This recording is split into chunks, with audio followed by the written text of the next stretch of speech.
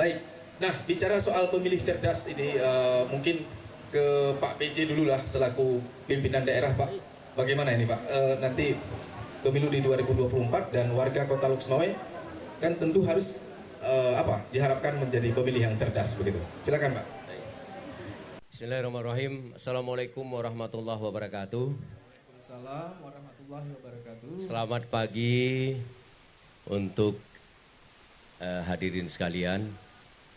Pagi ini pagi yang luar biasa, cerah. Kita bisa hadir di sini.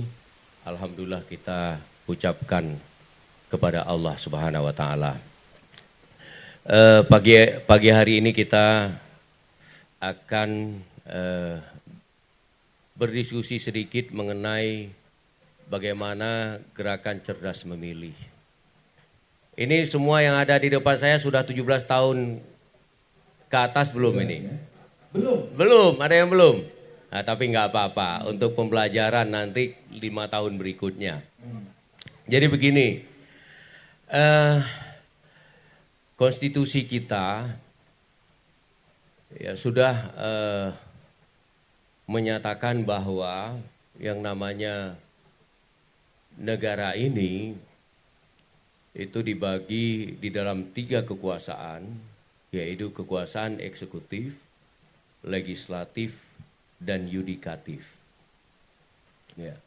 Untuk eksekutif dan legislatif sudah ditentukan, sudah ditetapkan bahwa setiap 5 tahun kita akan memilih presiden dan wakil presiden sebagai pemimpin eksekutif di negara kita.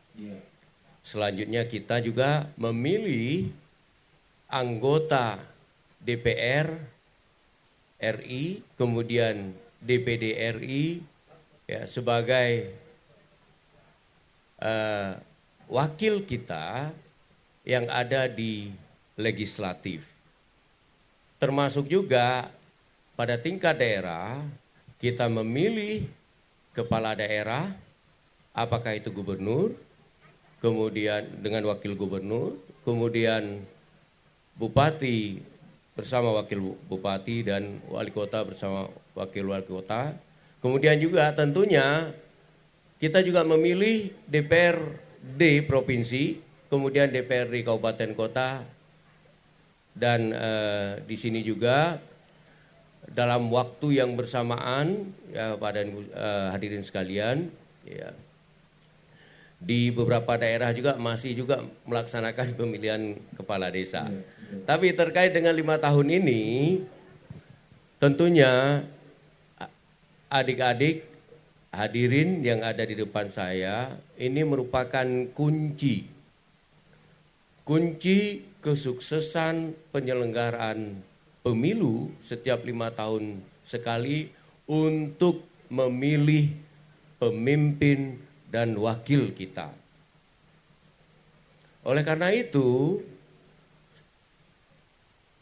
para pemilih itu memegang kendali. Sekali lagi, memegang kendali untuk memilih siapa pemimpin wakil terbaik baik di tingkat nasional maupun di tingkat daerah. Ini, jadi sekali lagi saya katakan, ini menjadi penting kepada semua pemilih. Keberlangsungan bangsa, keberlangsungan daerah, kemajuan bangsa, kemajuan daerah tergantung nanti pada tanggal 14 Februari. Ya, jadi siapa yang akan Anda pilih itu akan menjadi pemimpin yang akan mengawal negara kita, yang akan mengawal daerah kita. Oleh karena itu, kepada pemilih yang sudah punya hak pilih, tidak melewatkan kesempatan itu.